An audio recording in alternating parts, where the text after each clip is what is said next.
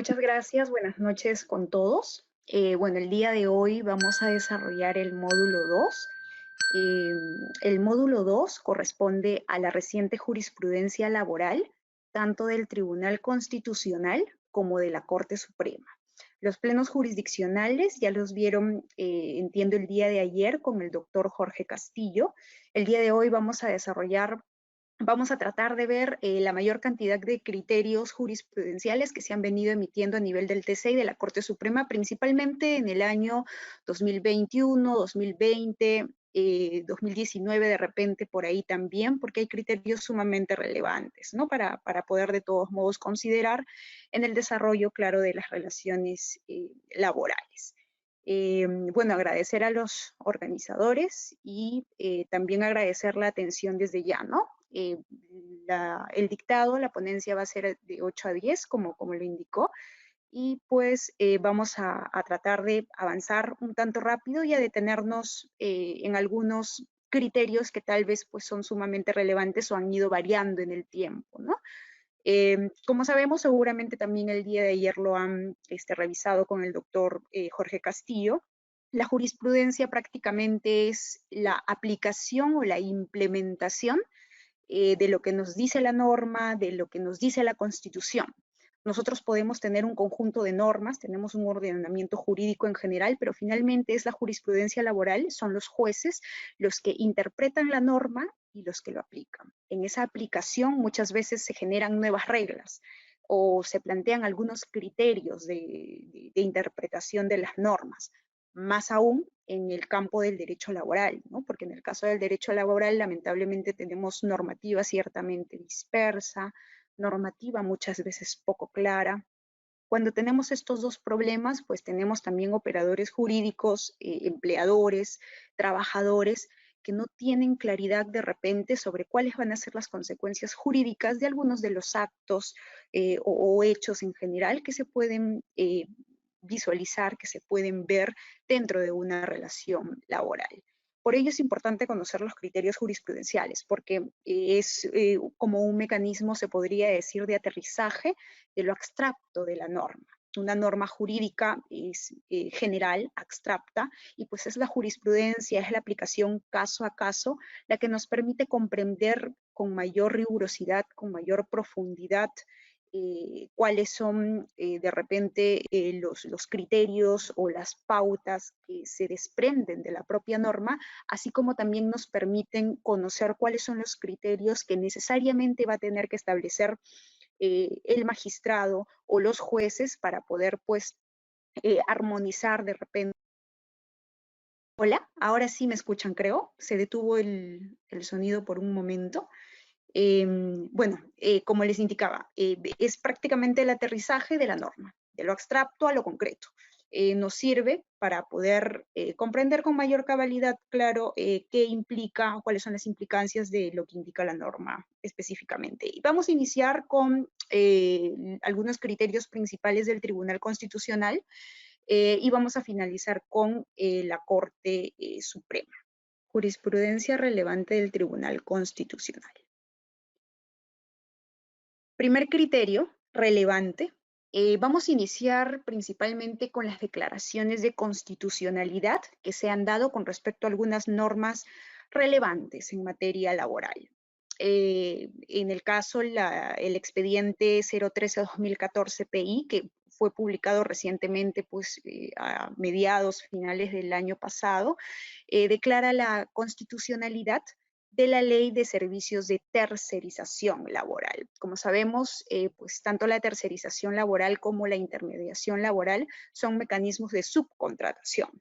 Entonces, lo que sucede es que estas dos normas que plantean la posibilidad de que la empresa busque a otras empresas que puedan asumir parte del proceso productivo de la empresa principal, pues ha generado diversas controversias, ¿no? Sobre todo por la diferencia de derechos que implica entre los trabajadores de la empresa principal y los trabajadores de la empresa tercerizadora, por ejemplo, ¿no? En el caso concreto, el criterio dice lo siguiente: se ha establecido que los trabajadores de la empresa tercerizadora y los de la principal no se encuentran en la misma condición. por lo que no es posible realizar una comparación de los derechos y beneficios reconocidos a cada uno. Por ello, no existe vulneración de la dignidad del trabajador ni a los principios de igualdad y no regresividad. Asimismo, se ha establecido que tanto el plazo para la responsabilidad de la empresa principal como la incorporación de un porcentaje limitativo sobre la tercerización de actividades no constituye una omisión de relevancia constitucional. Sobre estos criterios es importante anotar algunas cuestiones, ¿no? Primero, que nos indica que no es discriminatorio que dos trabajadores que trabajan en la misma empresa, uno, por ejemplo, para la empresa principal y otro de repente para la empresa tercerizadora, que es la que destaca trabajadores, no es una situación en la que los trabajadores se encuentren en igualdad de condiciones. No es una situación que permita, es más, que los trabajadores puedan comparar sus beneficios o derechos laborales el uno y el otro para afirmar que estamos en una situación de repente de trato discriminatorio. El tribunal indica que no son trabajadores que tienen las mismas, por eso es perfectamente válido porque ambos pertenecen, a planillas diferentes. Y si pertenecen a planillas diferentes, pues lo que sucede es que es perfectamente posible que dependiendo del régimen de la empresa, dependiendo de la política laboral también que aplica cada una de las empresas, uno u otro tenga más o menos derechos. Claro que pues es un tema que de repente puede generar controversia, pero finalmente el tribunal ha dado por culminada esa conclusión en cuanto a la supuesta desigualdad que efectivamente existiría, ¿no? En el segundo punto, el plazo para la responsabilidad de la empresa principal se plantea en solamente un año, ¿no? Y pues plantea el tribunal que no hay ningún vicio de inconstitucionalidad en el planteamiento del legislador, solamente un año, así que pues no existiría en ese caso alguna omisión de repente es más, porque tampoco se plantea un porcentaje limitativo porque no indican en el caso de la tercerización, por ejemplo, cuál es el porcentaje máximo que se puede tercerizar. No se plantea eso como un criterio relevante, por lo menos para determinar la validez o la constitucionalidad de la tercerización, ¿no? Entonces, se reafirma la constitucionalidad, por tanto, es perfectamente aplicable una tercerización como una intermediación bajo las normas actuales en nuestro sistema jurídico. Asimismo, con respecto a este tema, el Tribunal Constitucional considera que la mera opción legislativa de que los contratos de servicios especializados, como ocurre en la tercerización, no se encuentren sujetos a determinados porcentajes limitativos, como lo indicaba antes, siempre y cuando se mantenga algo, la plena autonomía. Es decir, no importa si hay un gran porcentaje de actividades que son tercerizadas, sino que importa que cada una de las empresas mantenga la autonomía y por tanto mantenga la subordinación propia con respecto a su personal. Asimismo, se ha precisado que no existe vulneración al principio de no regresividad ni desprotección del trabajador ante el despido arbitrario. Por ello, se ha declarado infundada la demanda al considerarse claro que el contenido de las normas cuestionadas es inconstitucional. Ese es uno de los primeros criterios relevantes a considerar sobre los pronunciamientos del tribunal, ¿no? Asimismo, se ha aclarado que la desnaturalización, este es un criterio diferente, de un contrato modal no genera la desnaturalización de una tercerización laboral. Esto porque, como lo indicaba antes, y los extractos los pueden revisar de manera más detenida de repente. Luego, en algunos casos sí vamos a leerlos completos, pero en este criterio pues se plantea que si, por ejemplo, como empresa tercerizadora, tengo un contrato desnaturalizado con mi trabajador al cual destaco a otra empresa, eso no acarrea automáticamente que pues haya una desnaturalización de la tercerización, sino que simplemente es una desnaturalización del contrato modal y por tanto lo que va a generar es que mi trabajador tenga que ser considerado como un trabajador indefinido, es decir, no contratación temporal, sí contratación a plazo indeterminado, pero solamente habría relevancia para la empresa que tiene en planilla a este trabajador.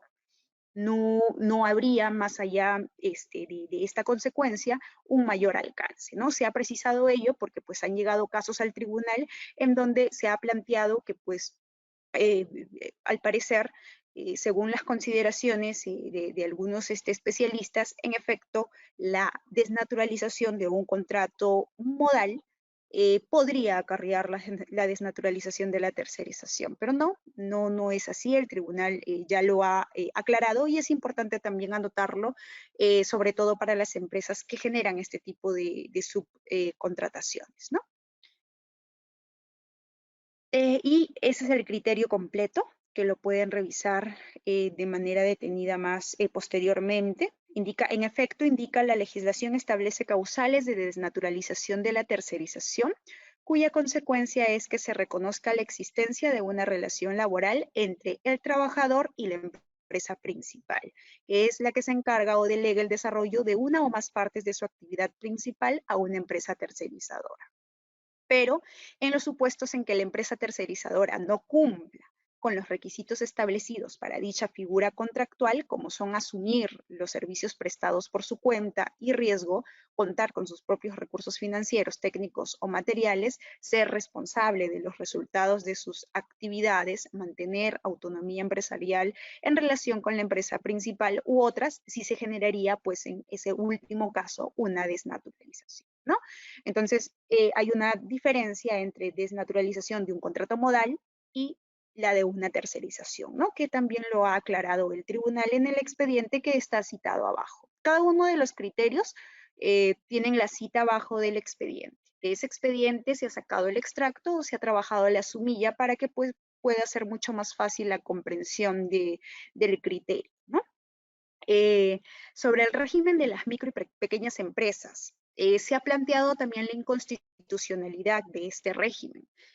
No obstante, el Tribunal Constitucional ha aclarado que pues en este caso, si bien existe una restricción de derechos y beneficios laborales a los trabajadores que pertenecen a este régimen especial, que se entiende que es de fomento a las empresas, que se entiende que es para facilitar de repente la generación de trabajo, lo que sucede es que esta situación de repente de menores costos, de repente de menores beneficios, de repente de menores derechos, no genera de manera automática la situación o una suerte de discriminación o de regresión de repente en los derechos de los trabajadores. Y esto, según ha planteado el tribunal, porque la promoción y el incentivo a la formación de empresas, sobre todo de aquellas que se consideran como micro, pequeñas empresas, es una labor fundamental del Estado, porque se entiende en principio que el Estado debe fomentar el desarrollo empresarial y debe generar las condiciones para que la mayor cantidad de empresas pequeñas y micro puedan seguir creciendo y pues de ese modo seguir trabajando por el desarrollo del país y de la economía del país, ¿no? Nuevamente es un criterio que puede ser criticable, que puede ser cuestionable, pero que de todos modos es importante tener en consideración, ¿no? El tribunal indica que la finalidad que persigue la normativa cuestionada guarda estricta correspondencia con la estimulación de la creación de riqueza, brindando oportunidades de superación a los sectores que sufren cualquier desigualdad. En ese sentido, se indica promueve las pequeñas empresas en todas sus modalidades. Por tanto, en principio, la ley 30056, como todas las normas adicionales, como son Decreto Supremo 013-2013, produce, entre otros, que también regulan la MIPE, son perfectamente constitucionales. Sí se hace una aclaración con respecto a la permanencia en el régimen, que pues el Tribunal Constitucional indica que la permanencia debe ser entendida como que es un régimen especial que en efecto va a existir, pero sí aclara que debería plantearse un tiempo máximo en que las empresas puedan pertenecer a este régimen excepcional de fomento a la empresa, porque no hay un plazo máximo. El criterio para mantenerse en el régimen de la micro, de la pequeña empresa, es simplemente pues el nivel de ventas, el no superar las 150 UITs o 1.700 UITs, dependiendo si es microempresa o pequeña empresa, no hay un tiempo máximo en que cada una de repente de las empresas que pertenecen a estos regímenes se puedan quedar en los mismos, ¿no? Entonces es importante también señalar que pues este régimen también ha sido ratificado por el Tribunal Constitucional y ha sido recientemente realizado, y que pues de todos modos dentro del plazo de un año supuestamente da el tribunal al Congreso para que el Congreso pueda realizar las modificaciones necesarias, plantear un tiempo máximo en que las empresas pueden mantenerse en este régimen excepcional o especial, ¿no? De fomento de la empresa, de las empresas privadas. Eso, concretamente, que está claro en el expediente 021-2014, proceso de inconstitucionalidad del tribunal. Asimismo, el Tribunal Constitucional de manera reciente declaró la inconstitucionalidad de una norma que fue emitida por el Congreso, seguramente la recordarán, sobre la devolución de aportes a la ONP para aquellas personas que no habían alcanzado una pensión de jubilación, para aquellas personas que de repente eran afiliados activos y en situación de pandemia, en situación de COVID, pues podían acceder, de acuerdo a la ley, a el retiro de una UIT de manera excepcional, ¿no? Y extraordinaria. Asimismo, también la ley establecía el reconocimiento de 930 soles para los que ya eran pensionistas de la ONP. Esta norma emitida por el Congreso fue declarada inconstitucional, y es preciso conocer la inconstitucionalidad planteada, porque pues ya han habido en realidad varios intentos de devolución de estos aportes a la ONP. Lamentablemente también la regulación de la ONP no es la más adecuada, no es tal vez la más justa, pero pues en efecto el tribunal ha indicado que no es posible emitir este tipo de normas que buscan devolver el total de aportes a los afiliados, porque pues de acuerdo a la posición del tribunal se estaría afectando el presupuesto público, se estarían afectando varios principios presupuestales que pueden dejar en una situación difícil al Estado, ¿no? A nivel económico, porque son salidas o son gastos que pues entendemos no se han previsto a nivel presupuestario, y por ello es que pues en efecto el tribunal se ha pronunciado al respecto, y si bien no hay una sentencia unificada, porque son votos diferentes, cada magistrado ha sustentado de manera diferente y ha planteado de manera diferente los fundamentos para su decisión, pues sí se ha ratificado que en efecto este tipo de normas afectarían la situación presupuestaria, el equilibrio presupuestario del país, ¿no? Eso también es importante considerarlo. Por lo menos para efectos de la ONP, porque pues lamentablemente también seguramente han habido casos, deben conocer casos, en donde por error se afiliaron de repente a la AFP y continuaron aportando a la ONP sin saber que estaban afiliados a la AFP, y el trabajador lamentablemente, después de tantos años aportando a la ONP, posiblemente pierde todos los aportes, solamente recupera los aportes generados en los últimos 4 años, porque así lo establece la norma tributaria. Entonces, es un tema complejo, ¿no? Que de todos modos sí requiere de una solución más viable, pero por lo menos la devolución directa del total de aportes, ya se ha pronunciado el tribunal, no es o no sería posible, ¿no?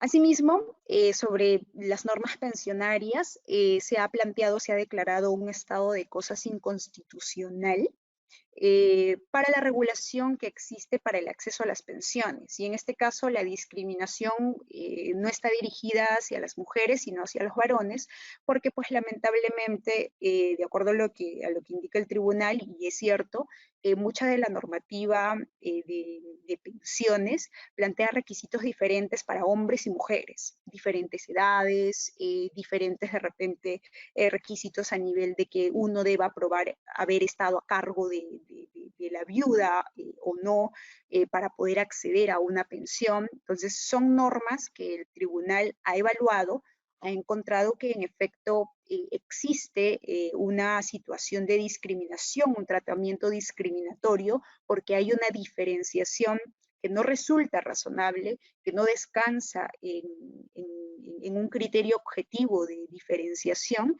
y por ello es que pues le ha ordenado también al Estado, concretamente, claro, al Congreso, que pueda modificar esta normativa para superar el estado de cosas inconstitucional en el que pues nos encontramos, por lo menos con respecto a las normas sobre pensiones, ¿no?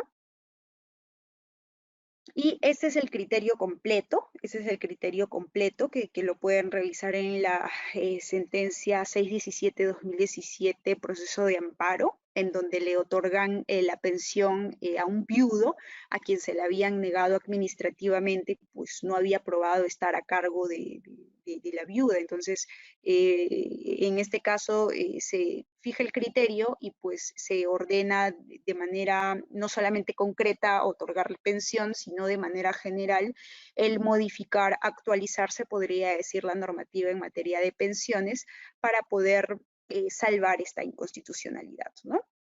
A nivel de las reglas de la evaluación de despidos nulos de trabajadores gestantes. En este tema de trabajadoras gestantes en general, se han presentado en realidad varias modificaciones en la línea jurisprudencial del Tribunal Constitucional, y esto porque, pues, al parecer, bueno, como sabemos, el Tribunal Constitucional está conformado por 7 magistrados, cada uno tiene una opinión diferente, criterios diferentes, y eso genera que muchas veces las decisiones varíen en el desarrollo del tiempo, en el desarrollo de la actuación como colegiado. En el caso de las trabajadoras gestantes, por ejemplo, han sido varios los criterios que se han ido desarrollando porque lamentablemente desde la normativa laboral no se ha planteado criterios muy específicos para garantizar la tutela de los derechos de las trabajadoras gestantes. En el caso, por ejemplo, de los despidos nulos contra trabajadoras gestantes, si bien se reconoce desde la normativa laboral como una causal específica, pues no se plantea de repente algunas cuestiones probatorias, no se plantea de repente algunas cuestiones de evaluación con respecto a cuándo se trata efectivamente de un despido discriminatorio, lo que también se debe probar y se debe evaluar, porque no es muy fácil poder llegar a esa conclusión. Entonces, hay sentencias sumamente relevantes que justamente he señalado aquí para poder comprender cuál es el tratamiento que tienen actualmente las trabajadoras gestantes desde la perspectiva, por ejemplo, del Tribunal Constitucional, ¿no? En el caso, se indica, las mujeres embarazadas constituyen un grupo que en el ámbito laboral se encuentra en una situación de vulnerabilidad notable y que por tanto merecen una protección reforzada, de tal forma que sus derechos en el mercado laboral no sean vulnerables. La Constitución dispone el deber del Estado de brindar atención prioritaria al trabajo y de manera específica protección especial a la madre que trabaja en el ámbito laboral remunerado. En este sentido, en los casos en que por despido, terminación o no renovación de contrato de trabajo a causa o con ocasión de encontrarse en estado de embarazo por hostigamientos o por cualquier otro acto de amedrentamiento que tenga por objeto la renuncia de una trabajadora embarazada, deberá presumirse que se trata de un despido que tiene como causa este estado y que por lo tanto será nulo. Entonces, aquí identificamos algunas situaciones, ¿no? Uno, que en efecto la trabajadora gestante está en una doble situación de vulnerabilidad. Uno, por ser trabajadora, es una persona que se encuentra subordinada, se encuentra en una situación de desventaja con respecto a su empleador.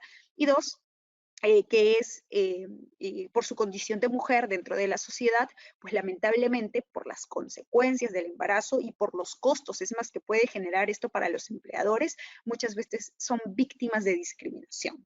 Negándoseles el acceso al trabajo, dando por extinguido el vínculo laboral, hostigándoseles de repente para que dejen de laborar en la empresa. Entonces, son varias situaciones a las que se enfrenta generalmente una madre trabajadora en esta situación, ¿no? Y eso es lo que identifica el tribunal. Por ello es que otorga protección expresamente reforzada a las madres trabajadoras. Asimismo, plantea la presunción del despido nulo. Es decir, si un empleador despide a una trabajadora que se encuentra embarazada, pues en efecto se va a presumir que es nulo, es decir, el juez va a llegar a la conclusión de que es nulo, salvo que exista prueba, exista causa objetiva para la desvinculación, para la no renovación de contrato, para el despido concretamente, cuestión importante a anotar, ¿no? Ese sí ha sido un criterio que en efecto ha sido reconocido en la norma, pero en este caso pues se está aclarando cuáles son las consecuencias, se podría decir de manera más concreta, de un despido nulo de la trabajadora. Reglas para la evaluación de despidos nulos de trabajadoras gestantes. ¿Cómo evaluamos un despido? ¿Qué ha dicho el tribunal al respecto? El tribunal indica que estas son las reglas que operarán en caso de mujeres que demanden haber sido víctimas de un despido por estado de gestación. 1. Cualquier despido, terminación o no renovación de contrato, hostigamientos o cualquier otro acto de amedrentamiento que tenga por objeto la renuncia de parte de una trabajadora embarazada deberá presumirse y tratarse como un despido nulo que tiene como causa dicho estado. Entonces, aquí nuevamente nos plantea, uno, la presunción. Debemos tener en cuenta que no solamente hay presunción cuando hay un despido, sino también cuando hay una no renovación de contrato o una terminación de contrato. Entonces, no basta el indicar, mi trabajadora firmó contrato solo hasta el 30 de agosto y el 30 de agosto doy por culminado el contrato y ya no deseo contratarla porque, no sé, me enteré que en efecto está embarazada y por eso voy a reemplazarla, voy a contratar a otra persona. No es posible. En general, si es que tuviéramos un contrato modal con cualquier persona que no esté en condición de embarazo, uno puede decidir en efecto no continuar renovando, pero en el caso de la trabajadora embarazada se presume que la razón es discriminatoria y por tanto inconstitucional si es que la empresa no prueba que pues en efecto la no renovación tiene una causa objetiva. Y esa causa objetiva tiene que ver tal vez con algún problema con el rendimiento de la trabajadora, tal vez con alguna falta cometida por la trabajadora, tal vez con la inexistencia de causa objetiva porque ya no necesito más el puesto de trabajo, porque el puesto de trabajo va a dejar de existir. Si el puesto de trabajo continúa existiendo, en principio yo tengo la obligación de continuar renovando hasta que el puesto desaparezca. Entonces, es un tema complejo y si yo dejo de renovar, tendría que probar la razón objetiva por la que estoy dejando de renovar.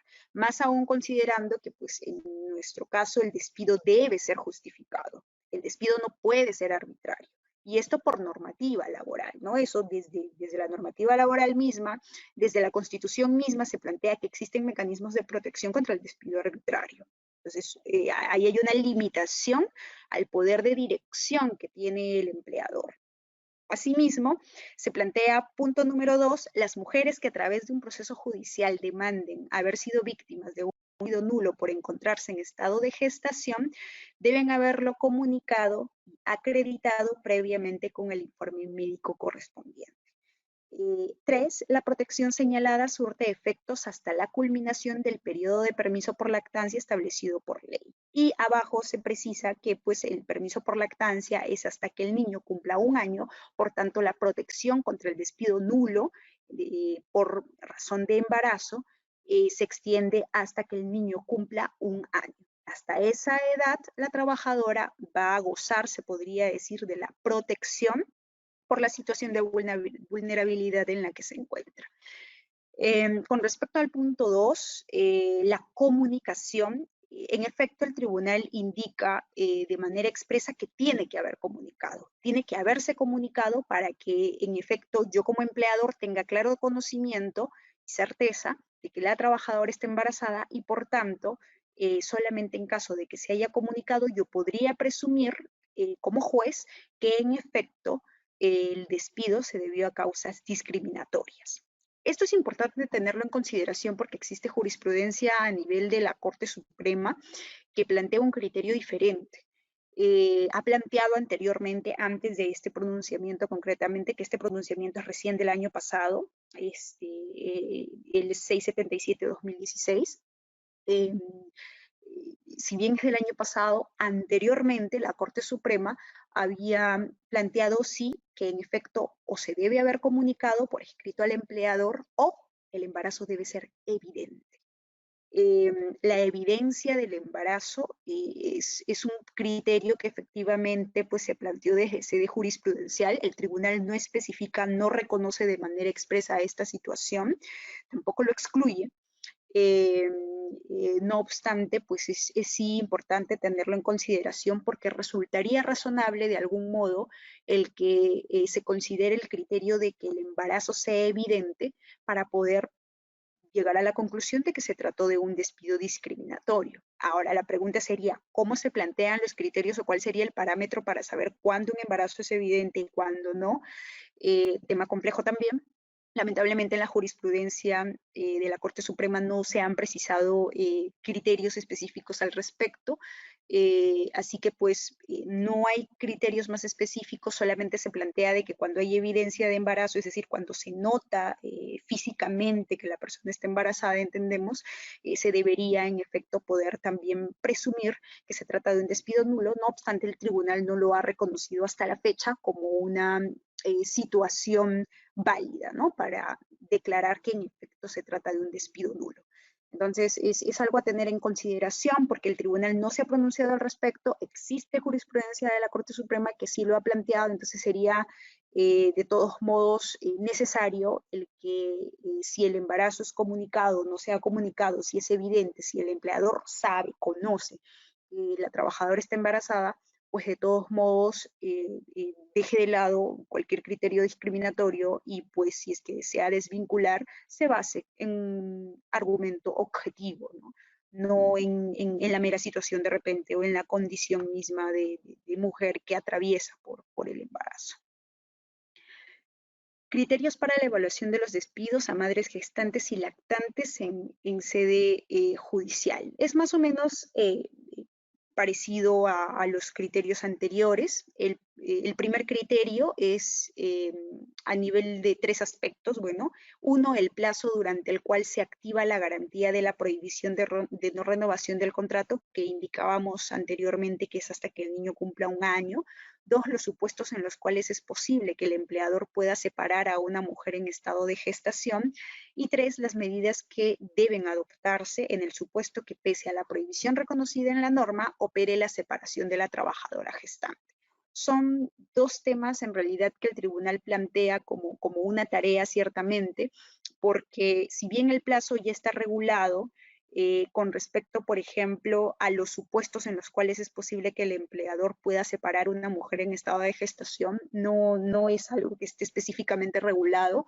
Se entiende por una cuestión de lógica que se podría desvincular a cualquier persona embarazada, mujer embarazada, que de repente cometa alguna falta grave que amerite en este caso un despido, o también de repente se podría afirmar que se puede despedir a una trabajadora embarazada cuando la causa objetiva de la contratación desaparece, como lo indicaba anteriormente. Pero esto no se encuentra objetivamente regulado, legalmente regulado, sino que pues es parte del quehacer de la jurisprudencia, ¿no? Entonces, en efecto, el tribunal plantea que es una necesidad el que se regulen estos supuestos y además que se adopten algunas medidas para promover, se podría decir, el no despido de estas trabajadoras, ¿no?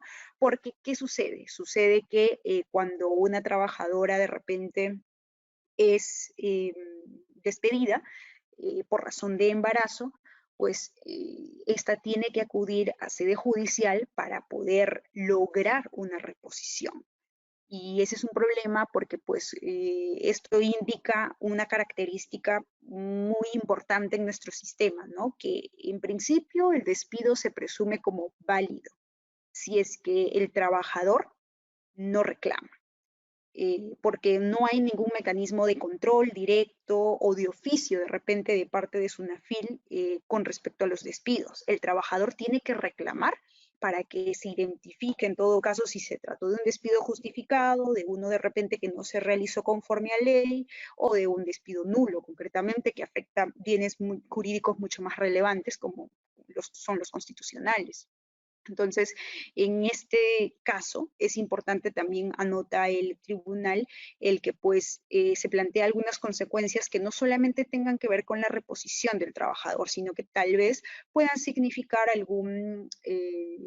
alguna consecuencia o algún paliativo a nivel administrativo para el empleador que despide de manera discriminatoria a su trabajadora, ¿no? Porque la trabajadora finalmente durante esta situación de vulnerabilidad extrema tiene que atravesar por todo el proceso judicial, sostenerlo económicamente, sostenerlo hasta subjetivamente, porque está en una situación difícil emocionalmente también, y pues es algo que no debería suceder, ¿no? No debería suceder el que ante un acto arbitrario se tenga que generar tanto esfuerzo de parte de la víctima para poder lograr de repente el reconocimiento de sus derechos laborales, ¿no?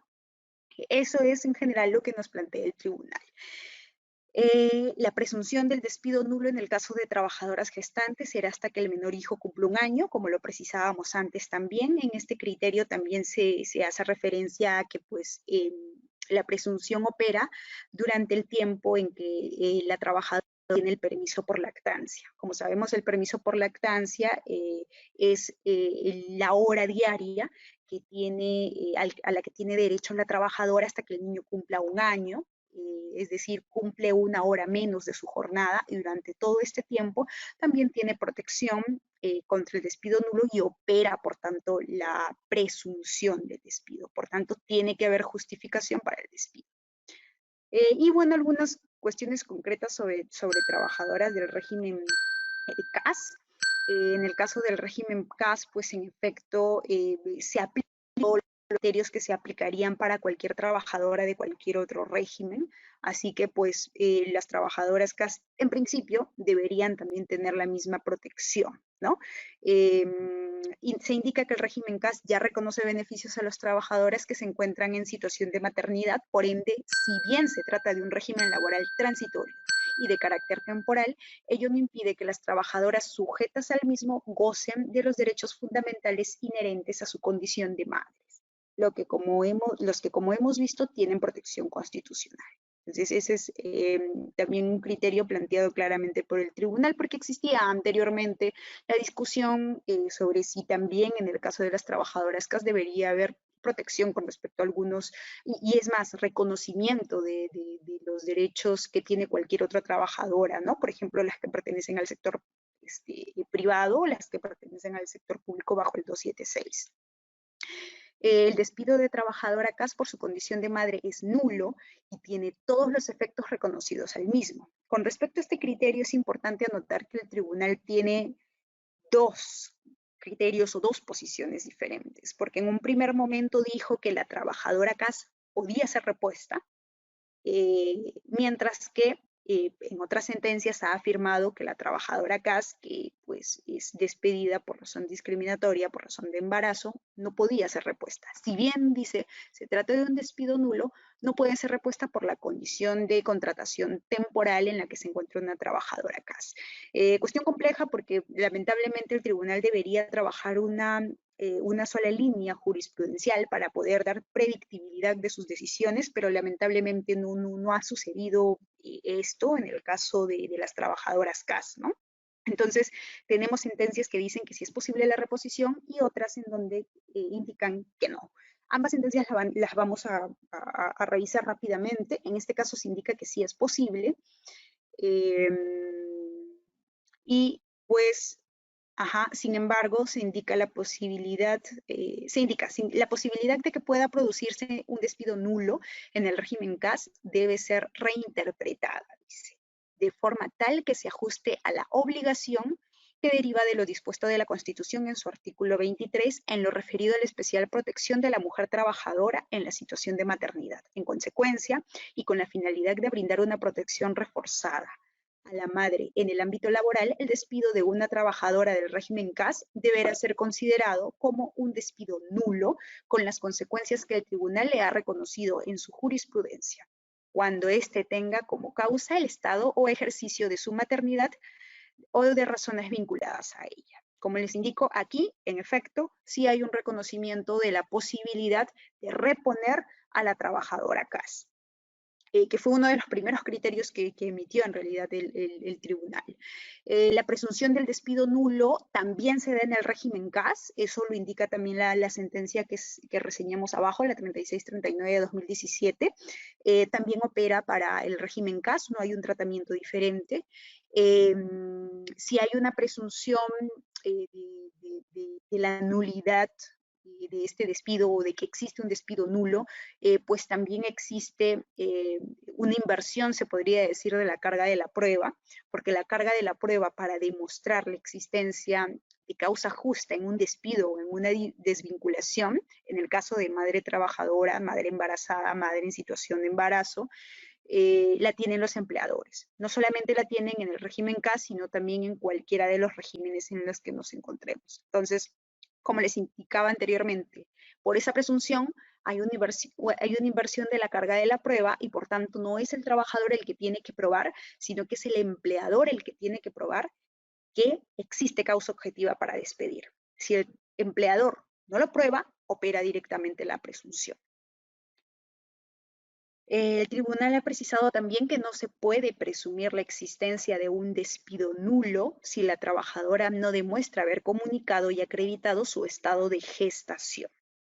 No se puede presumir la existencia de un despido nulo si la trabajadora no demuestra haber comunicado y acreditado. Esto ya lo veíamos anteriormente, ¿no? Como les indicaba, el tribunal de manera expresa solamente ha reconocido que pues es posible la existencia de despido nulo por razón discriminatoria siempre que haya comunicación. Si no ha habido una comunicación directamente al empleador, pues de acuerdo al tribunal, de acuerdo a lo planteado por el tribunal, no habría la posibilidad de presumir la existencia de un despido nulo. En el caso concreto, por ejemplo, plantea eso, ¿no? Dice, no hay despido nulo, no podemos presumir un despido nulo porque no se había comunicado y acreditado el estado de gestación.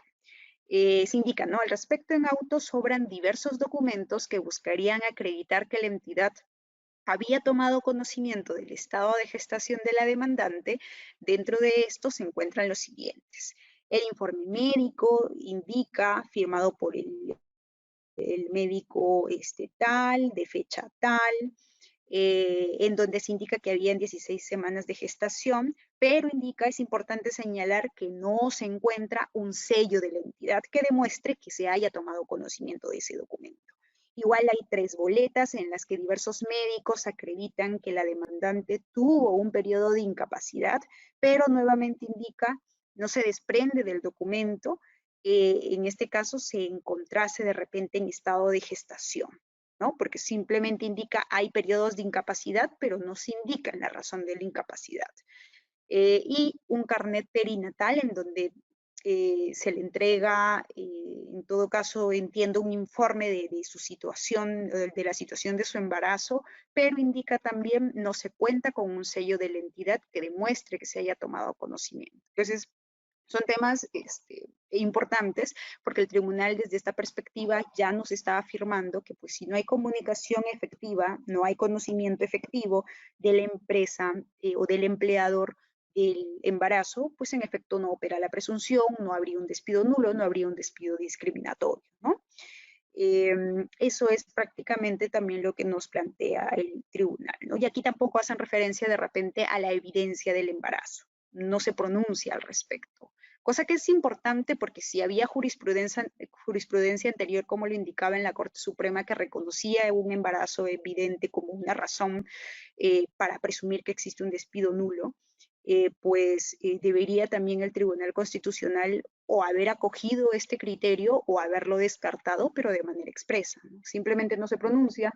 Si no se pronuncia, podríamos presumir que rechace el criterio pero pues no podemos en realidad presumir eso porque, como sabemos, si no hay pronunciamiento, mientras no hay un pronunciamiento claro al respecto, es posible de todos modos que se pueda plantear por una cuestión de razonabilidad el reconocimiento del criterio de la evidencia del embarazo como una razón para comprobar la existencia de despido nulo, ¿no? El TC, en este caso, el TC, en esta sentencia, el TC ordena la reposición de trabajadora CAS despedida por su condición de madre gestante. Es bajo la misma línea de los precedentes anteriores, o perdón, de las sentencias anteriores. Lo argumenta más o menos en el mismo sentido. Aquí también ordena la reposición. Y en este caso, por ejemplo, aquí es importante considerar este tratamiento diferente, ¿no? Despido nulo de trabajadora acá sindicalizada solo se protege con el otorgamiento de indemnización. Entonces, estamos ante la situación de que los despidos nulos que se generan por embarazo, de acuerdo a algunas sentencias del Tribunal Constitucional, sí podrían generar la reposición de una trabajadora CAS. No obstante, un despido nulo por razón de repente de vulneración de derechos sindicales, de la libertad sindical de derechos colectivos, no podría generar, de acuerdo al tribunal, una reposición. Cuestión que podría verse como contradictorio, ¿no? Porque, pues, bien, el tribunal me dice, en algunos casos sí hay reposición para trabajadoras embarazadas, CAS, pero cuando se trata de repente de otro tipo de despido nulo, que también es un derecho fundamental, el derecho a afiliarse a un sindicato o a ejercer la actividad sindical, pues no procede de repente la protección, ¿no? Tal vez debió fundamentar de mejor manera o plantear un criterio específico para realizar ese tratamiento diferenciado, aunque es cierto que en el mismo hecho, en el mismo tratamiento de la trabajadora embarazada CAS, hay criterios dispares, ¿no? Hay sentencias que dicen A, otras que dicen negación de A, entonces el tribunal todavía está en ese proceso, se podría decir, de unificación de repente de criterios, ¿no? Y seguramente hay magistrados que pues han ido cambiando de posición o han tomado criterios diferentes, lo que ha generado diferentes decisiones, ¿no? Dependiendo del caso. Creo que nuevamente atenta contra la predictibilidad, de repente seguridad jurídica, ¿no? Pero es una situación a la que estamos expuestos ciertamente ante un colegiado en donde pues cada uno de los magistrados vota de acuerdo al criterio que tiene y el criterio puede cambiar y puede desarrollarse en el transcurso del tiempo. Aquí un criterio importante, relevante, en el caso del régimen CAS, que puede ser perfectamente aplicado al sector público, al sector privado en general, porque indica un criterio genérico, ¿no? Es válida, dice, la comunicación de embarazo realizada el mismo día en que se comunica al trabajador la no renovación del CAS. Si yo el mismo día le comunico a mi empleador, el mismo día en que me dice ya no te vamos a renovar, le comunico estoy en una situación de embarazo, pues el tribunal indica que el empleador debe evitar la ruptura del vínculo laboral. Vamos a revisar lo que indica la sentencia. Siendo ello así, de la revisión de los actuados se advierte que si bien la recurrente comunicó al emplazada a su estado de gestación el mismo día en el cual se le notificó la extinción de su contrato administrativo de servicios, la entidad demandada, al tomar conocimiento de dicha circunstancia, contaba con 4 días para garantizar la estabilidad y seguridad laboral de la misma, que la misma Constitución, en su calidad de norma suprema del Estado, le brindaba a la actora durante su periodo de gestación y lactancia. Ahora bien, la entidad emplazada tampoco ha acreditado que la no renovación del contrato laboral de la recurrente se debe a alguna falta grave cometida por esta o al fenecimiento de la necesidad institucional respecto de los servicios que prestaba, circunstancias